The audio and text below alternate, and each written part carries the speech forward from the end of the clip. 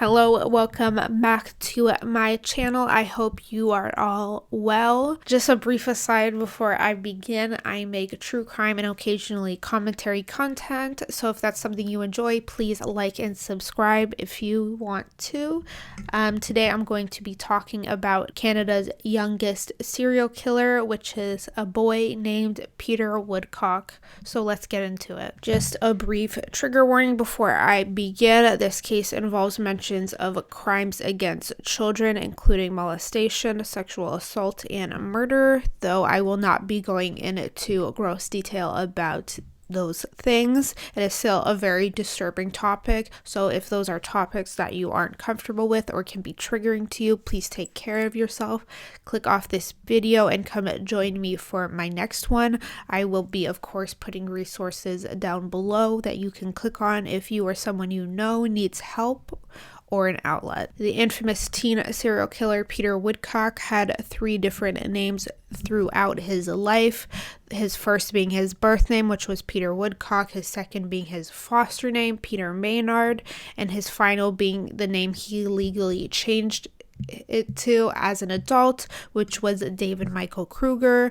For understanding's sake, I'm going to be referring to him as just Peter Woodcock throughout this video. Additionally, since the case is pretty old, some of the information in Woodcock's story is a little spotty. Various state records give different stories about Peter, but I'll try to give you the best information to, of course, the best of my ability. Peter Woodcock was born on March 5th, 1939 in Peterborough, Ontario, though differing reports say that he was actually born in a Toronto hospital.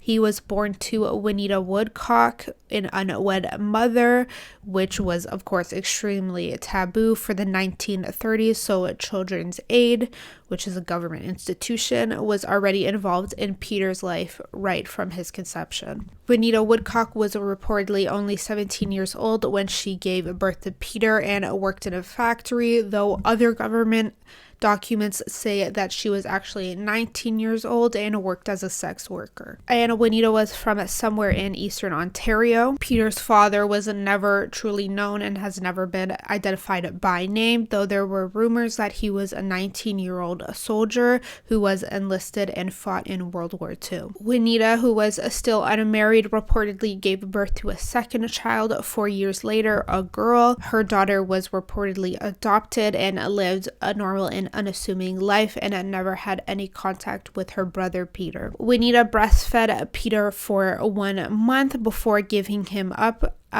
to the state Children's Aid. It appears that she signed away her parental rights and Peter became a ward of the state just when he was only 1 month old. It will never be 100% clear why Juanita gave Peter up, though there is of course speculation. Some assert that Juanita gave Peter up because she didn't have the means to take care of him, both financially and otherwise, while others state that she just couldn't handle him.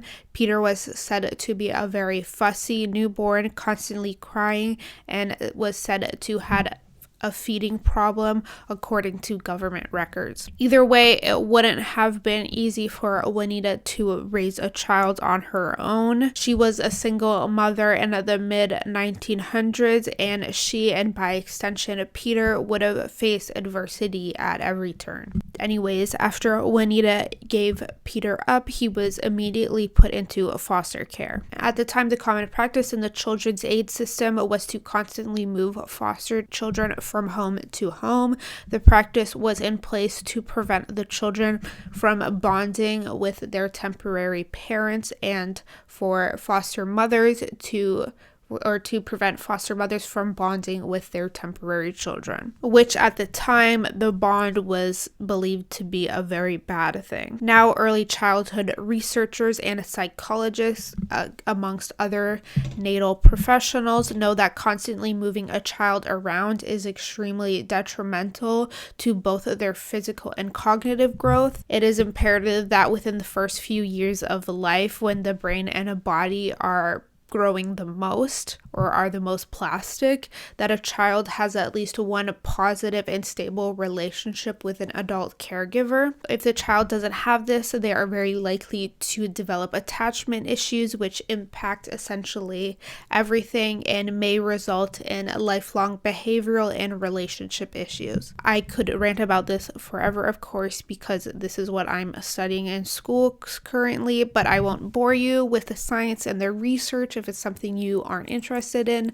But I will recommend the book The Boy Who Was Raised by a Dog by Dr. Bruce Perry, which sort of covers all this and the neuroscience behind it if you are interested in learning more. But anyways, it is clear that Woodcock wasn't really given the opportunity to connect with a caregiver in the first 3 years of his life, which could have contributed to his later asocial and criminal behaviors. Peter was bounced around from foster home to foster home from the time he was 1 month old until he was 3. It was said that in his first year of life, Peter's behavioral problems began to worsen. He was constantly crying, he barely slept, and he refused to eat.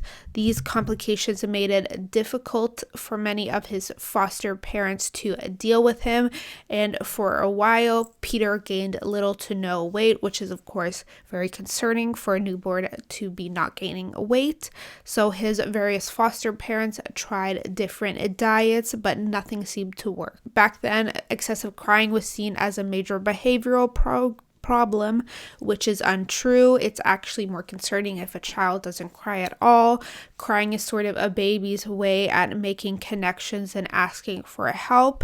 They make bids to their caregivers by crying, and if their caregivers are responsive and affectionate, such as they soothe the baby, they feed them, they rock them when they cry, this will establish the foundation for a healthy relationship between the caregiver and the child. But in Peter's case, it was completely different. Peter received little affection and attention from his caregivers, and he was constantly left alone in the crib and in the dark by his various foster parents. His behavioral problems became even more bizarre when he was a toddler.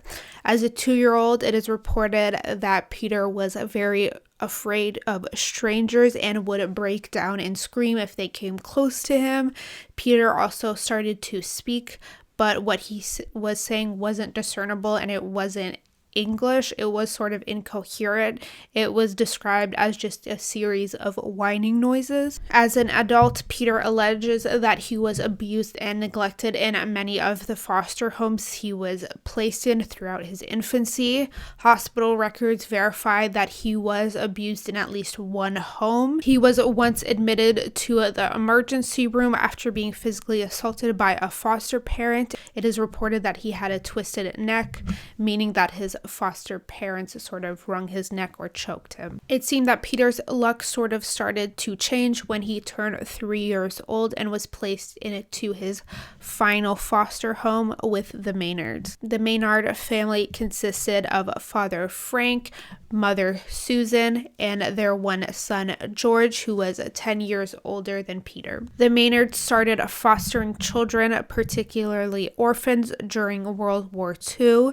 They were a quintessential upper middle class family in the 1940s. Frank worked as an accountant, where I believe Susan stayed home. There are no employment records for her or no employment details publicly available. They owned a fairly large house, which was 3 stories tall in a wealthy suburb of northern Toronto, which became Peter's home when he was 3. Because of their 10-year age gap, Peter and his foster brother George never became close, but Susan Maynard quickly became very devoted to Peter and very protective over him while he was under her care. Despite the rigid gender roles that existed in the 1940s, it seemed that Susan was the matriarch and the head of the Maynard household. It is reported that Susan was a very pious person. She had a very strict moral and religious code. It is also alleged that she was classist. She had been raised very wealthy, so as an adult, she looked down on poor people, seeing them as lesser than her. Peter seemed to sort of adapt Susan's belief around poor people and class. Throughout his criminal history, he almost exclusively targeted children children from poor communities or poor families. He seemed to view their lives and well-being as less important than his. Whether or not this is true and whether or not Susan was classist, Peter seemed to develop this belief system nonetheless. But it is still evident that Susan had some goodness in her. She loved and cared for Peter to seemingly the best of her ability. She was extremely devoted to him and improving his health. Even when his behavior became more erratic and dangerous, Susan never gave up on him and did try to get him help. Susan would constantly advocate for Peter to doctors and friends. She insisted that Peter was getting better. This appeared to be at least a little bit true, because by the time he was 7 years old, Peter stopped screaming when strangers approached him, and he started to enjoy learning at school and had an extremely active imagination. However, Peter was still a social outcast throughout his entire childhood and was constantly bullied because of his social rejection. Peter spent most of his time either alone or with his foster mother, Susan. As a child, Peter loved to read. He spent many of his nights under the covers with the light reading. During the days, he would explore Toronto. He discovered public transportation as a young child and immediately developed an obsessive interest with it, specifically with trains and streetcars. He started sneaking onto streetcars and would ride them the entire way just to see where they went, and then he would map the paths on pieces of paper at home. Sometimes Peter would even spend days and nights away from the Maynard house just exploring Toronto on its streetcar system. He got lost on more than one occasion, which became worrisome for Frank and Susan Maynard, who once had to report him missing to the police when he was gone too long on one of his exploration days. The Maynards continued to try to do the best they could for Peter. They enrolled him in a private school, hoping that the smaller student body would make it easier for him to make friends with his peers. The first school that they enrolled him at was Waycroft, a private school, but things didn't turn out well for him there. He was still a social outcast, and the school didn't have the means to deal with his various behaviors and complex needs. The family moved to a new house on Lytton Boulevard, which I believe was still within the same neighborhood as their first house, in Toronto when Peter was 10 years old. Frank and Susan were quickly becoming overwhelmed with Peter's high needs and his complex behaviors, but they never seemed to give up on him, or at least Susan never gave up on him, even when she had the chance to give him back to the state and put him back in the foster care system. She never did. They started going to Toronto's Hospital for Sick Kids, which is now just called Sick Kids, where he received intensive treatment for 5 years from the time he was 7 to around 12. Despite the treatment, Peter's behavior continued to worsen. Susan dedicated the majority of her time to looking after him and tending to his needs. By the time he had reached his preteen years, he started showing the first signs of violent and aggressive behavior. He would carve symbols into the dining room table. He would cut up his clothing and would smash objects around the house, including a radio. On one occasion, Susan left Peter in the house alone for around 20 minutes. When she returned, she found Peter performing a sort of funeral ritual for her canary on the family's piano. Peter had laid the deceased bird down and lit a bunch of candles around it. Susan was obviously disturbed by that, and when she asked him how the bird had died, he blamed it on the family dog, though Susan did believe that Peter had killed her bird. Later on in adulthood, Peter would blame his antisocial behaviors primarily on Susan, though it is questionable whether or not he can be considered a verifiable source when recounting his childhood. He said that when he was young, he went on a trip with the Maynards to New York City. He was between the ages of 6 to 8 years old. One evening, when his older brother George was supposed to be looking after him, George ditched him to hang out with some friends or people his age, so Peter went around and explored the city alone. When he returned, he said that Susan was brought in on a stretcher. He was told that she was mugged at Grand Central Station and had a mild concussion from the incident. After this, Peter alleged that Susan's entire personality changed. She became violent and would beat him with a beaded rod. I'm not sure how accurate this is. It can't be verified, or I didn't find this account verified anywhere online, and Peter's credibility is fairly low as he constantly changes his stories and lies in his adult life. Also, it's just a really absurd story that seems a little bit make-believe-y in my opinion. There are reports that Susan was strict and could be stern, but I still think that it is evident that she cared for Peter a lot. Either way, as Peter's behavior started to get more and more problematic, Susan became more desperate. She spoke to a doctor about potentially adopting Peter because she believed the stability would maybe benefit him, but the doctor dissuaded her from doing this and she soon dropped the idea. She never adopted him. However, she did continue to hunt down the best treatment options for Peter. It was clear that the intensive treatment at Sick Kids wasn't working and the private school wasn't working, so Susan began a diligent search for better treatment centers. A foster child's psychiatric treatment or just healthcare is mostly subsidized by the government.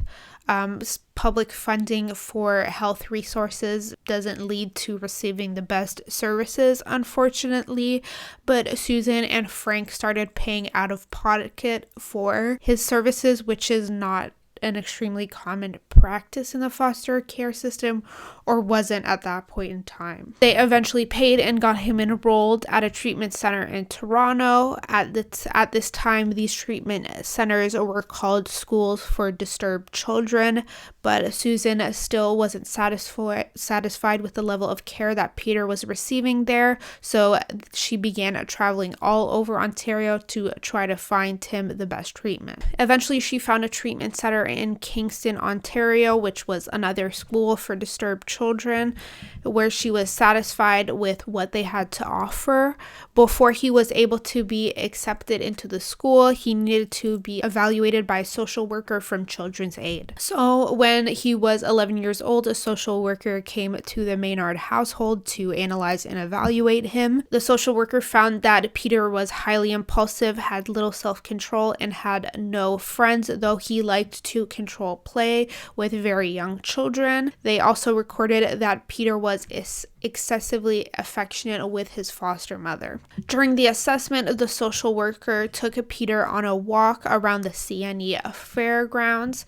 The CNE, which is also known as the Canadian National Exhibition, is an annual event, sort of like a fair that takes place at Exhibition Place in Toronto, Ontario, and began in 1879. The fair starts in late August and lasts until Labor Day in September, so it's open for just a little over 2 weeks.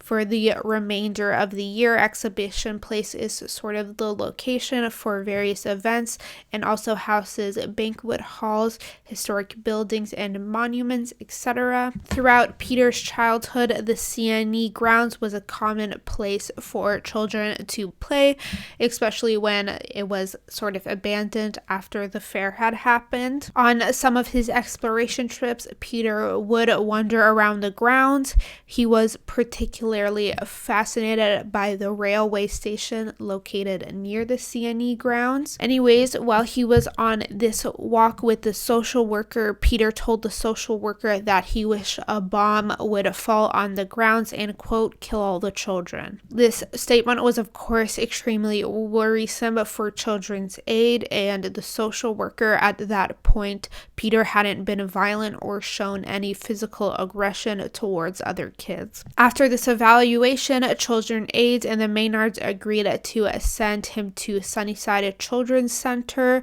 which was the school located in Kingston, Ontario, which was around a 3-hour drive away from Toronto. Sunnyside Children's Center was initially founded in the mid-1800s. It was initially called the Orphans Home and Widows Friends Society. The primary function at that time was to provide a home, care, and education for orphans. So it was primarily an orphanage and a school.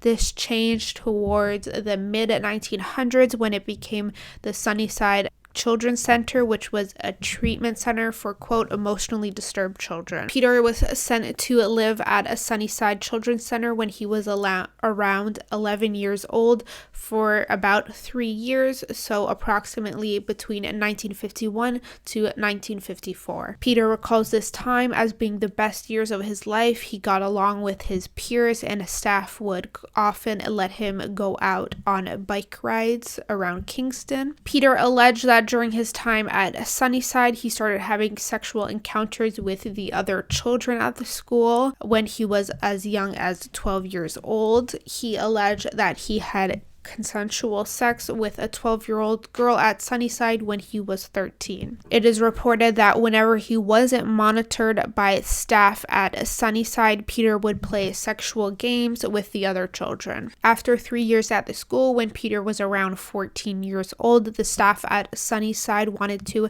discharge him and send him back to Toronto to live with the Maynards. It was a common protocol for children in that program to be returned to their homes around this age, around 14. But children's aid workers who were also involved with Peter's case didn't believe he was ready to be returned to Toronto and believed that this was a misstep because of his excessive sexual behaviors and strange imaginary world. Nonetheless, Peter was still discharged and sent back to live with the Maynards in September 1954 when he was 15 years old, and he was re-enrolled at Waycroft Private School. When back at Waycroft, Peter was said to have joined the Glee and theater clubs in an attempt to make friends and socialize with his peers. Despite his alleged efforts, Peter failed to connect with his peers once again. After a year at Waycroft, Peter was enrolled at Lawrence Park Collegiate to start grade 9 in the fall of 1955. Lawrence Park was a public high school, or is a public high school. I believe it's still open.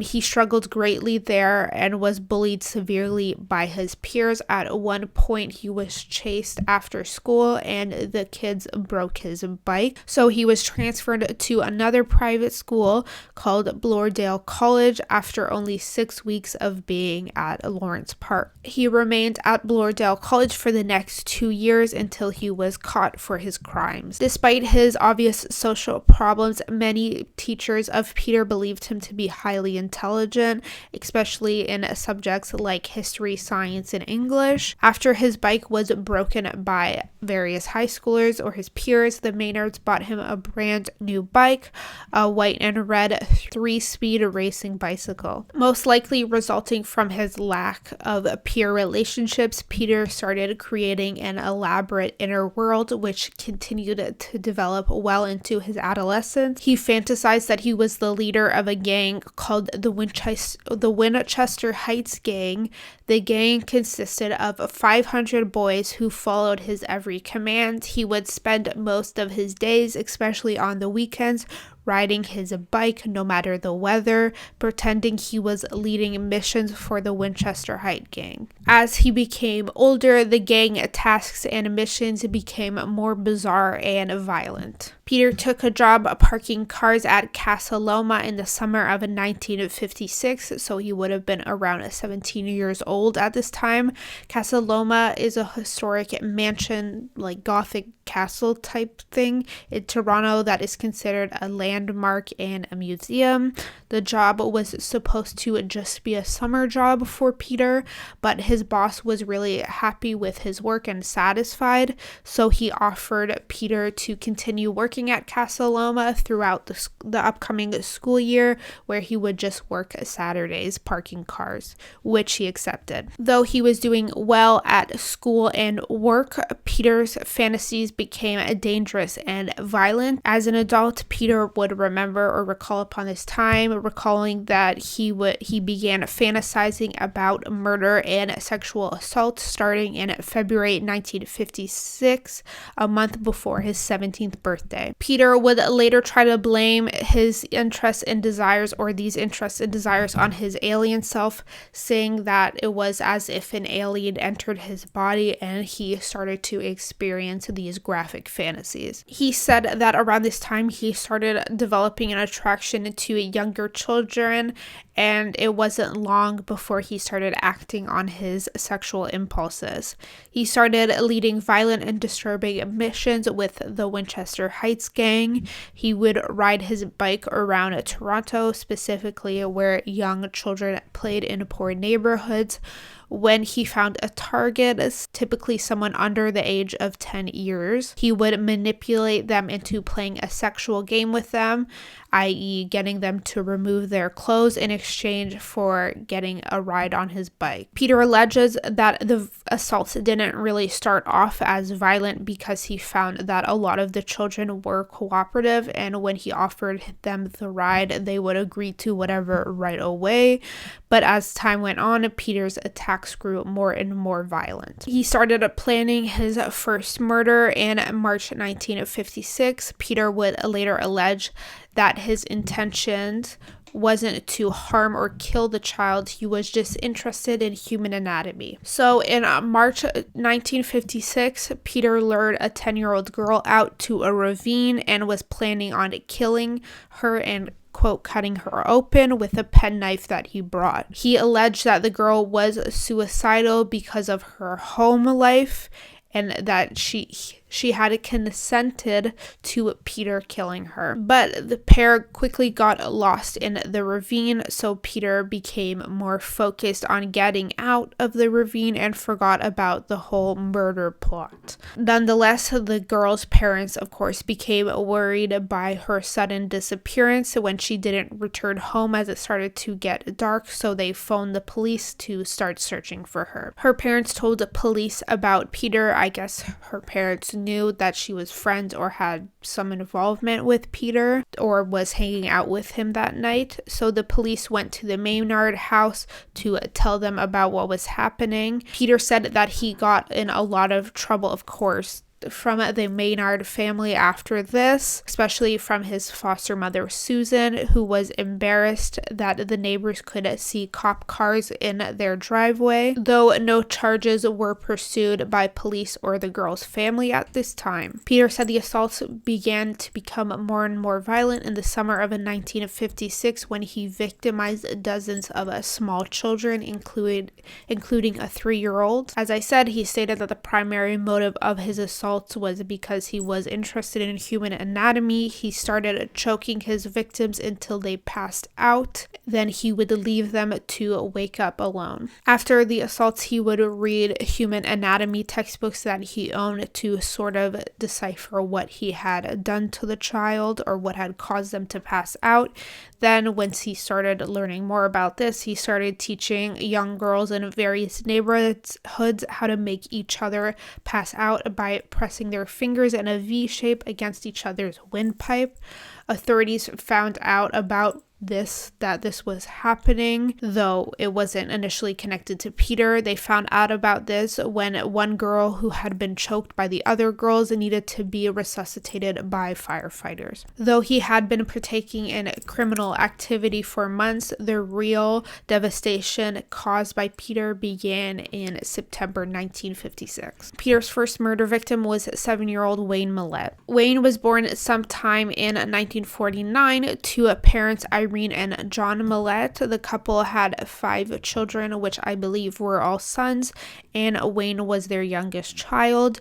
Wayne's brothers included Ronnie, who was 11, Graham, who was 17, and John Jr., who was 21. The 5th child wasn't identified in the book I read, so I'm unsure who he is. Their mother, Irene, was 43, and their father was 49 in 1956. Irene described Wayne as delicate due to his various health conditions. It is believed that Wayne was born premature.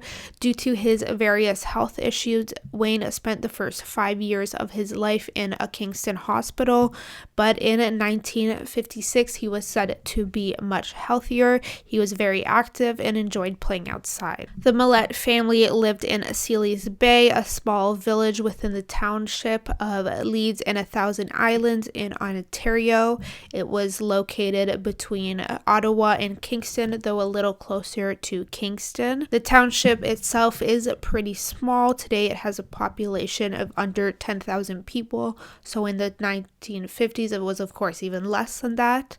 So the Milletts were definitely used to small town living. On Saturday, September 5th, 1956, the Milletts headed towards Toronto, which would have been around a 4-hour drive at the time. Now it's closer to 3 hours, to visit Irene's mother, Hazel Armstrong. They planned to stay at Hazel's house in Toronto for the weekend. Hazel lived in Southern Parkdale on Empress Street, which is a neighborhood that no longer exists in Toronto. It is now the Gardiner Expressway, and it is an area that was at the time very close to Exhibition Place. The Milletts arrived at Hazel's later that day, sometime in the afternoon, I believe. When they first arrived, all 4 boys that came on the trip started playing outside, then returned to Hazel's house for dinner. After dinner, the 3 eldest boys decided that they wanted to go to the movies. Wayne begged them to go with them, but they said no because they wouldn't be home in time for his bedtime, because they wanted to stay out to watch a double feature. The double feature was The Last Hunt, which was a Western, and Ulysses. So the boys wouldn't be back home until 10 p.m., which was of course well after Wayne's bedtime. After his 3 older brothers left, Wayne decided to play on the front yard of his grandmother's house. Eventually, he ended up on the CNE grounds. The CNE had been closed a week prior, so it was pretty much abandoned and just a bunch of kids were playing around. Wayne, similar to Peter, enjoyed looking at trains, so he sort of made his way to the train tracks located near the fairgrounds to watch the trains go by. Peter Woodcock was biking around the CNE fairgrounds at that evening when he spotted Wayne near the train tracks. Peter approached Wayne, who informed him that he was watching the trains. In an attempt to lure Wayne into a more secluded location, Peter told him that he knew a spot where they could see the trains up close. Wayne agreed and followed Peter to a secluded area. Once hidden away from others, Peter tried to manipulate Wayne into playing one of his sex games, but Wayne refused, became fearful, and tried running away.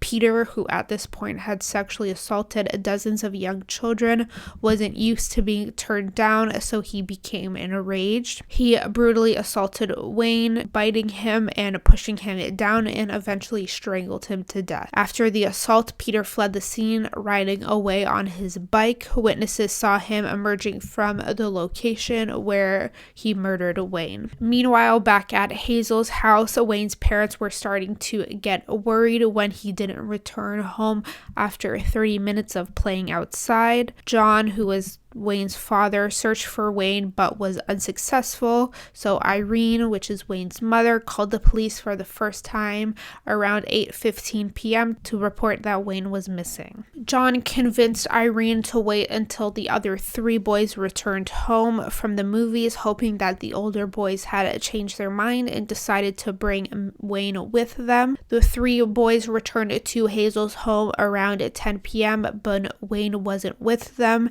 and the police police still hadn't showed up to Hazel's house, so Irene decided to phone the police again, and they showed up shortly after her second call. Phoning emergency services or calling 911 wasn't available in Canada until the 1970s, so citizens had to really call local police departments to receive help, which meant that response times were a lot slower. 2 police cars arrived at Hazel's house to get a description of Wayne. The officers wrote down the description and then took John Sr., the father, to help them search. Unfortunately, Wayne's deceased body was found by an officer just after midnight. That night, it appeared that someone had defecated near the body and there were bike marks leading away from the scene. Wayne's body was, of course, immediately transported to a forensics lab and an autopsy was performed. John Sr., Wayne's father, was brought to the forensics lab to identify the body, which he positively identified as his youngest son, Wayne. The autopsy was completed and the coroner, Dr. Smith, determined that it was a homicide. Wayne had been brutally bitten. There were bite marks both on his legs and butt,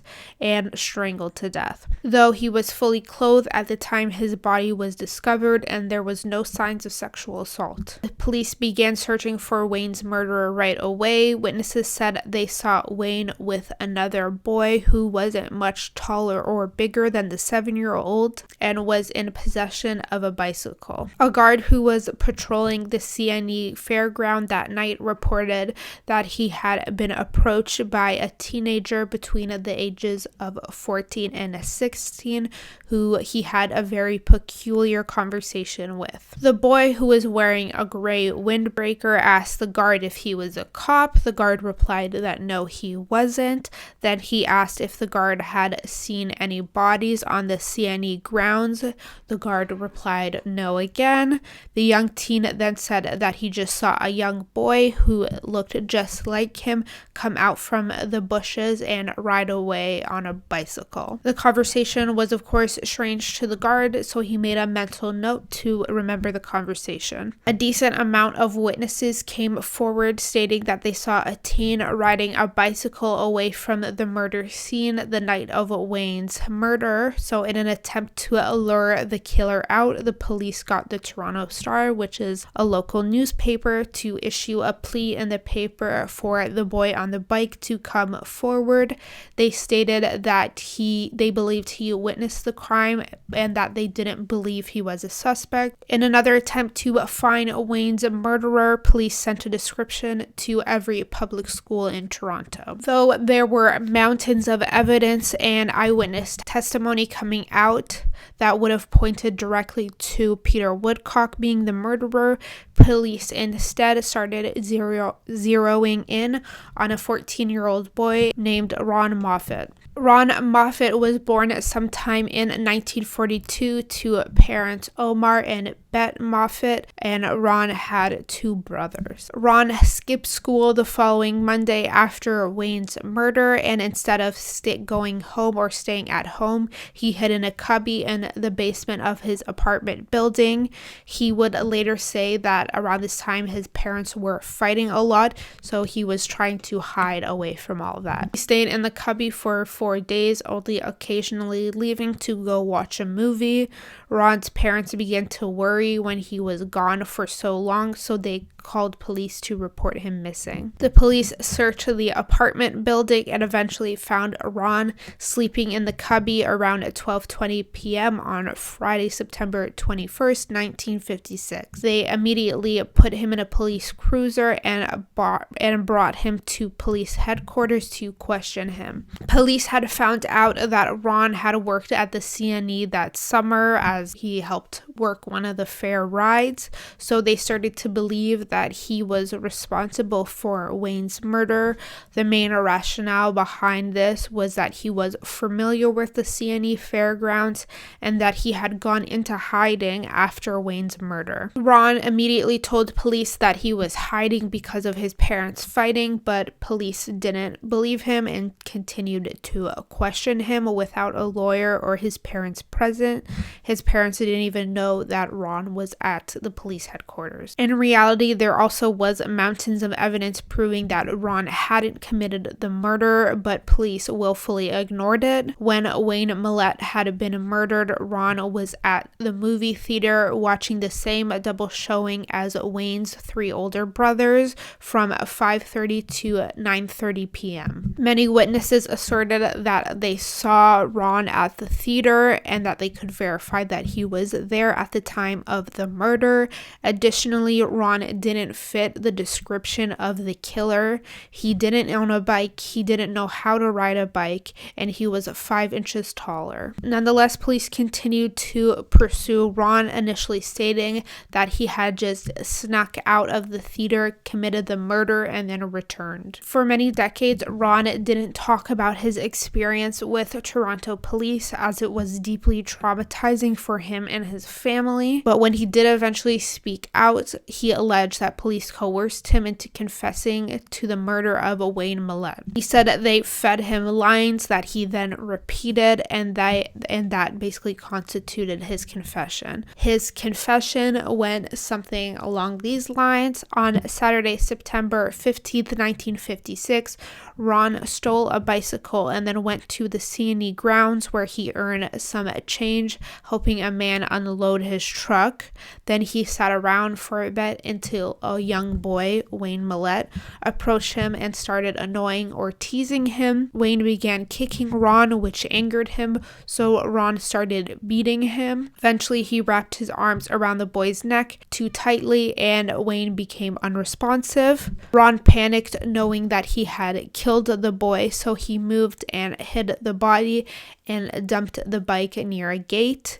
On his way out, he stopped to talk to the guard about what would happen if the guard found a body, and after the murder, Ron ate something and then returned to the theater. That following Monday, Ron was concerned that because the description of Wayne's killer was circulating around all public schools in Toronto, so he hid in the cubbyhole until he was found by police. When asked why he bit Wayne, Ron allegedly said, quote, "I like to bite flesh." Then police also tried to link Ron to the assault of a 3-year-old that was actually done or perpetrated by Peter Woodcock. Peter wasn't allowed to see his family or speak to a lawyer throughout the entire time he was being interrogated by police, which lasted for hours. Based on his confession, Ron was arrested for the murder of Wayne Millett on Monday, September 24th, 1956.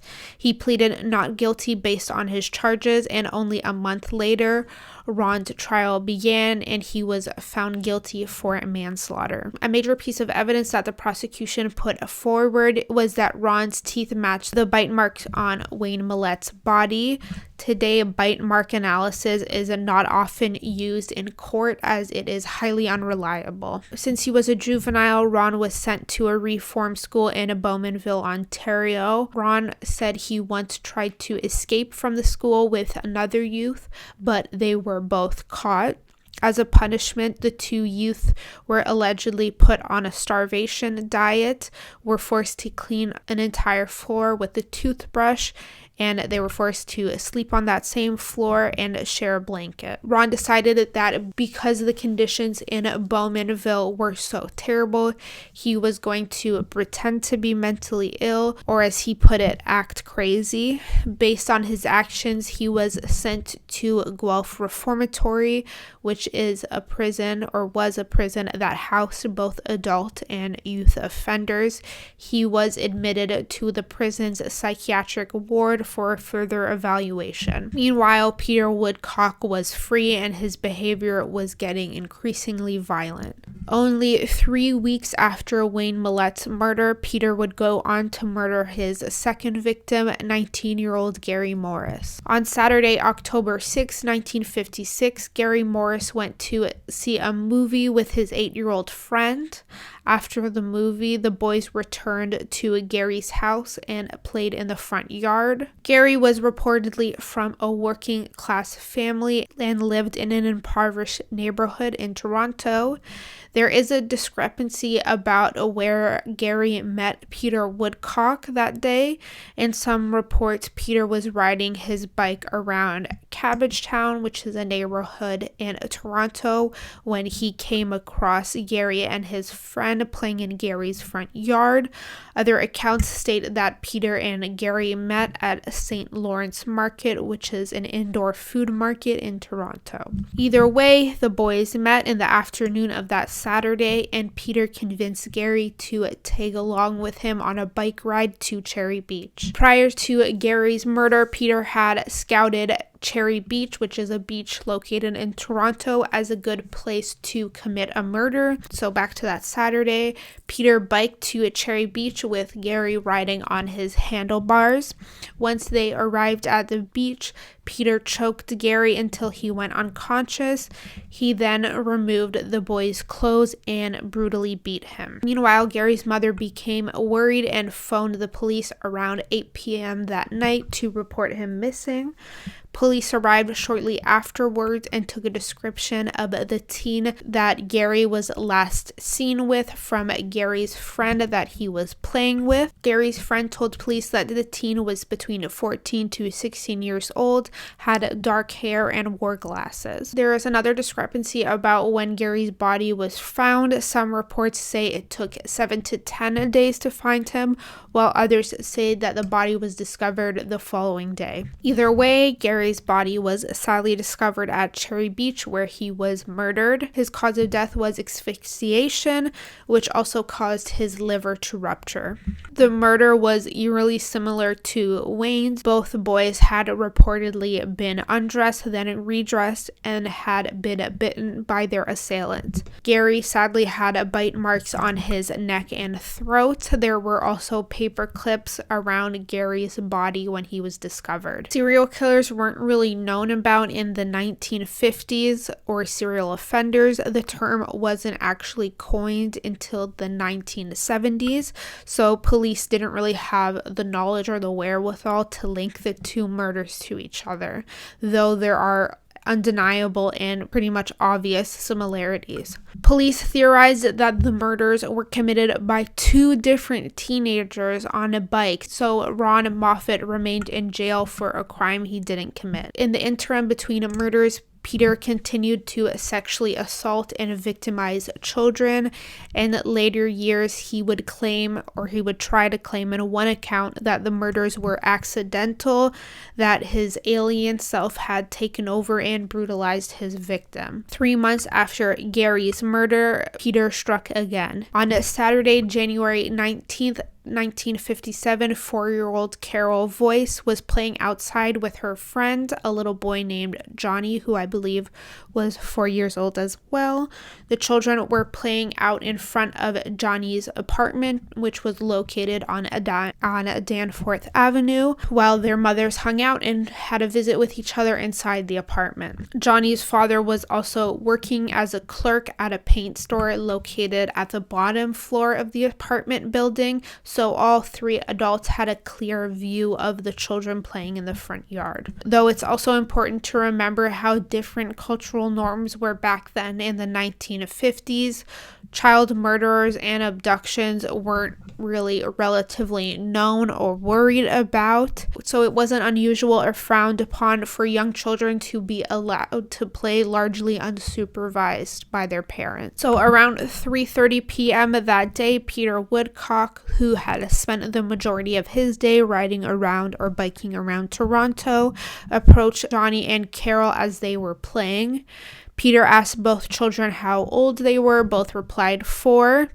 He offered both children a ride on his bicycle, stating that he was going to take them to a lake. After brief deliberation, Peter decided that he would take Carol on the bike ride and leave Johnny behind. Carol rode on the handlebars as Peter biked them to a nearby ravine. He then led Carol down the hillside and under the Bloor Viaduct, which is a bridge near the Don Valley in Toronto. Under the bridge, Peter reportedly strangled Carol until she passed out, though she tried to fight back against him. Once she was unconscious, Peter brutally sexually assaulted and beat her. I will not go into detail about the assault, though Carol's cause of death was a massive hemorrhage. After killing Carol, Peter immediately tried to flee the scene by climbing up the hillside, but it was muddy, so he kept sliding down.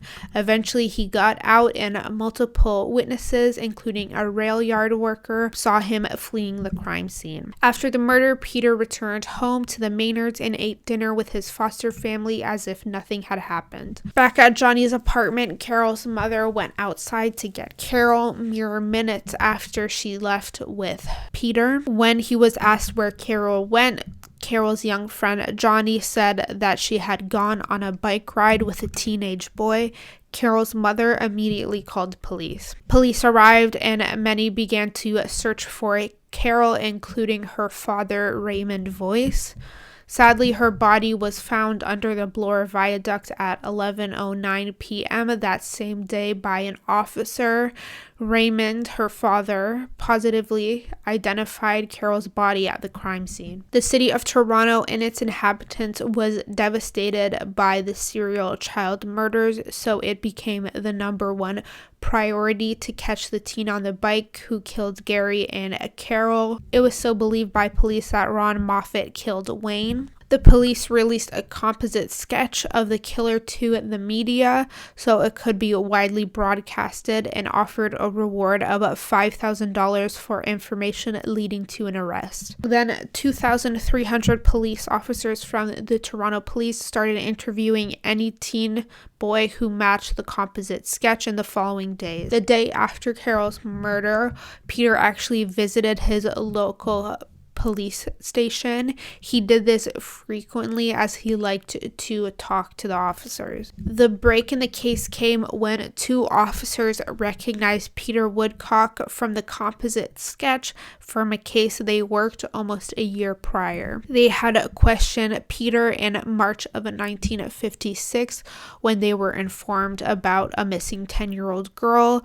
This was the time I previously mentioned when Peter had planned to do his first murder, but it got derailed because he and his victim got lost in the ravine. Based on the information from this case, police went to pick up Peter from his school on Monday, January 21st, 1957, 2 days after Carol's murder, to be questioned by police. Though he initially tried denying any involvement with Carol's murder, he eventually conceded and admitted to the murder. He also admitted to the two other murders, Wayne Millett and Gary Morris, and a string of sexual assaults. Later on in life, Peter would say that he begged police not to return him to the Maynards as he was fearful of Susan's wrath, that she would yell at him and beat him. He got his wish and wasn't released back to the Maynards. He wrote and signed a confession and was arrested that day. He was sent to jail for 9 days until he was transferred to Toronto Psychiatric Hospital to receive further evaluation while awaiting trial. Meanwhile, Ron Moffett, who is still serving time for the murder of Wayne Millett, acquired a new lawyer who began fighting for Ron's release based on Peter Woodcock's confession to Wayne's murder. Peter was indicted on only one count of first-degree murder in the case of Carol Voice. His lawyer, a man named John Brooke, got Peter to plead not guilty by reason of insanity. For one to plead not guilty by reason of insanity in today's context, they have to meet two criteria.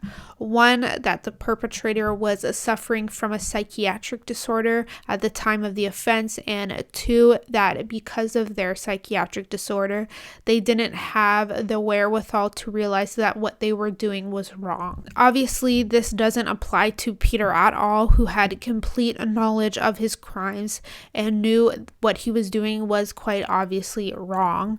But according to a book on Peter's case called By Reason of Insanity, many murderers and violent offenders in this time pled not guilty by reason of insanity, and their plea was accepted because it meant a lifelong detainment in a psychiatric ward. Peter's trial began on April 8th, 1957 and lasted only 4 days. His defense had psychiatrists testify in court that Peter was criminally insane. On April 11th, 1957, the jury found Peter Woodcock not guilty by reason of insanity. Based on this decision, Peter was sent to a psychiatric hospital where he was held or was to be held indefinitely. Meanwhile, Ron Moffett's lawyer immediately appealed Ron's conviction for Wayne's murder, and they were given a new trial, which occurred in May 1957 in a juvenile court. Peter Woodcock was brought in to testify at Ron's new trial, and he admitted on the witness stand to murdering Wayne Millett. Primarily based on Peter's testimony, Ron Moffett was acquitted for the murder of Wayne Millett on May 16, 1957, and was released to the custody of his parents. Even though the judge in this case ruled to acquit Ron, he still chastised Ron in his verdict, stating that it was Ron's fault that he was convicted because of his confession. That was obviously coerced by Toronto police. Ron and his family never received an official apology or any financial compensation for his wrongful conviction. After his trial ended, his parents never spoke about what happened again, and Ron took that silence into adulthood. Ron said he was deeply traumatized and distressed by what happened to him. He said that for many years he couldn't hold down a job and had a deep distrust for authority figures. In his 20s, Ron sadly suffered a major breakdown and was committed to a psychiatric hospital for 3 months. Eventually, after his stay in the psychiatric hospital, Ron got his life back on track, though he still held his conviction as a secret for decades. Ron married twice. He had 3 children, 2 boys and 1 girl with his first wife, Dolly, though they divorced in 1972. In 1980, Ron married his second wife, a woman named Debbie, who he is still currently married to about 40 years later. He worked as a school caretaker and a local cartoonist for decades until he retired. Ron, whose name had been on a public ban because he was convicted of a crime as a minor, finally went public about his story in a book published in 2018 called The Boy on the Bicycle. In the book and in many other interviews, Ron now advocates for all minors who are interviewed by police to have a lawyer or parent present to prevent potential wrongful convictions and police coercion. And back to Peter Woodcock. Unfortunately, his criminal career continued on after his trial and conviction. On April 20th, 1957, Peter was committed to Oak Ridge Psychiatric Hospital, which is located in Penetanguishene, Ontario, and is a secure facility that housed many dangerous criminals that pled not guilty by reason of insanity. The hospital is now known for its cruel treatment of patients, including torture, assault, and drugging. It has been rebranded as a Waypoint Center for Mental Health Care and currently offers a variety of mental health services, including inpatient and outpatient treatment. In 2019, 2 former Oak Ridge doctors and the Ontario government were sued by 24 former inmates of the hospital for cruel treatment. The court eventually sided with the patients and found the hospital and government liable. Peter Woodcock himself spent over 3 decades receiving various psychiatric treatments at Oak Ridge.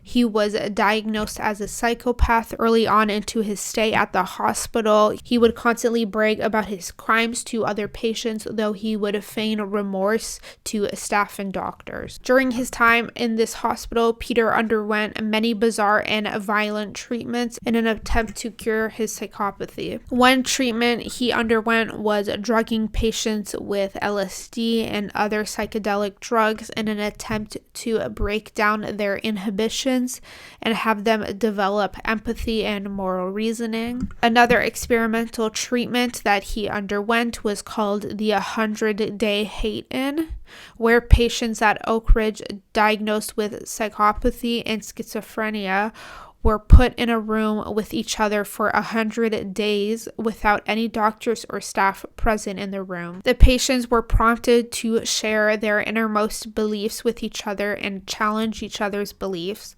The purpose was to force patients to become vulnerable and acutely analyze their beliefs so that they could develop empathy and understanding by listening to each other's POVs and challenging their own. The length and intensity of this treatment was meant to break down the willpower of patients and make them susceptible to change. All treatments were largely unsuccessful with Peter. Most were unsuccessful with most patients as they weren't medically founded or backed by statistics. But sadly, Peter's violent, perverted behavior continued throughout his time at Oak Ridge. He had a pattern of fixating on other, usually younger patients at Oak Ridge, and then would obsessively try to pursue romantic relationships with these men. He even once created a suicide pact with one of his lovers called Plan Z, but when staff found out about this pact, they were immediately separated. When they were reconnected months later, Peter tried to reignite the relationship, but the other man refused and started to date another male patient. When he was rejected by a romantic interest, Peter would become violent. He said he fantasized and planned to murder his ex-lover and his ex-lover's new lover, but then got bored and never ended up harming them. However, this obviously proves that Peter still had violent and aggressive tendencies. In the 1970s, Peter began a relationship with another patient at Oak Ridge called Bruce Hamill. Bruce Hamill was born on November 27th, 1956 in Ottawa, Ontario, to his mother Gertrude. Bruce was born with a temporal lobe abnormality and growing up had a long history of violence and aggression. Bruce was very close to his mother Gertrude and was extremely loyal to her to a fault. Gertrude got into a feud with their next-door neighbor, a 57-year-old woman named Betty Wentzlaff, when Betty refused to sell her home to Gertrude. At the time, Betty was working as a local caretaker at a school and was happily married to her longtime husband, Edward. On February 28, 1977, Betty and Gertrude were apparently arguing over the phone about Betty's refusal to sell her house. Bruce either overheard the conversation or Gertrude later confided in him about the argument. As revenge, Bruce decided to follow Betty to work early the next morning and stabbed her 27 to 36 times before she had a chance to enter the building. Bruce was arrested for the murder shortly afterwards, and the murder weapon was found inside his household. Bruce was only 21 years old at this time, and his trial began on January 9th, 1978, and he was found not guilty by reason of insanity. He was sent to Oak Ridge, where he met and started a relationship with Peter Woodcock. He stayed at that hospital for around 2.5 years, from January 1978 to December 1980. Bruce was then transferred to Brockville Psychiatric Hospital, which is a much less secure psychiatric institution, and he was released to the public in March 1983. After his release, Bruce took a job working as a security guard either at an Ottawa courthouse or at a retirement home. He eventually married and had a child with his new wife, but he continued to struggle with his sexuality. By the 1980s, Peter Woodcock was transferred to Brockville Psychiatric Hospital. Doctors and staff that were managing his case were preparing for him to be released from custody, He had spent over 30 years now in a psychiatric hospital. He had managed to convince psychiatrists that he was becoming rehabilitated, so his sentence terms became more and more lenient. He was allowed to go into the community, supervised to see movies. At one time, he watched The Silence of the Lambs. In 1989, Peter and Bruce reconnected and started their romantic relationship up again. At this point, Peter had legally changed his name to David Michael Krueger, though I will continue to refer to him as Peter Woodcock. Bruce often traveled from Ottawa to visit Peter in Brockville, and his wife, or Bruce's wife, was started to get suspicious that he was having an affair. During their visits, Peter was working on convincing Bruce to help him commit another murder on another patient that was at Brockville, a 27-year-old man named Dennis Kerr. It's alleged that Peter was upset when Dennis rebuffed his romantic advances. Peter tried to convince Bruce to partake in the murder by telling him about the existence of an alien brotherhood called the Praetorian Guard, and he said that the Brotherhood could solve all of Bruce's problems, but he had to first be initiated into it.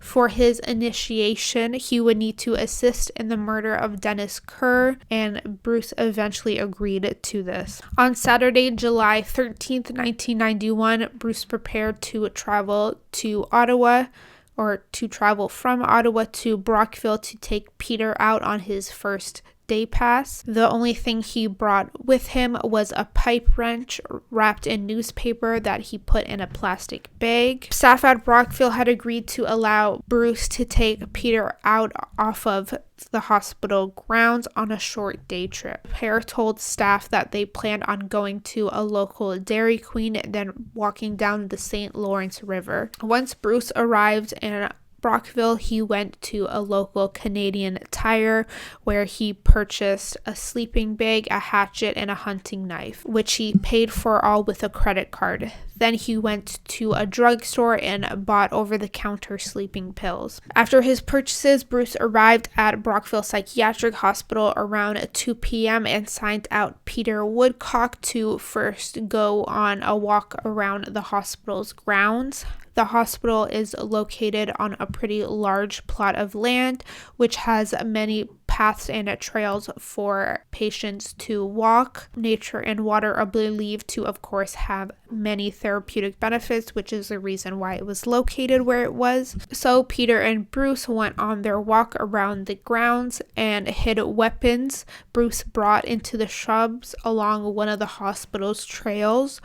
On their way back, they bumped into Dennis Kerr. Peter told Dennis to meet them by that trail shortly, which Dennis agreed to. Dennis, who was a musician, had recently asked Peter to loan him $500 so he could purchase a drum kit. So Peter said he would give Dennis the money if he met up with him at that trail. Then Peter and Bruce went back inside the psychiatric hospital and got Peter's day pass from the staff. The Peter then went to the area that they had told Dennis to meet them. Peter hid in the shrubs, planning a sneak attack on Dennis, and Bruce stood out in the wide open of the trail to greet him. Dennis eventually arrived at the meeting place and asked Bruce where Peter was. At this point, Peter jumped out of the shrubs where he'd been hiding. He actually cut his foot on a discarded pop can,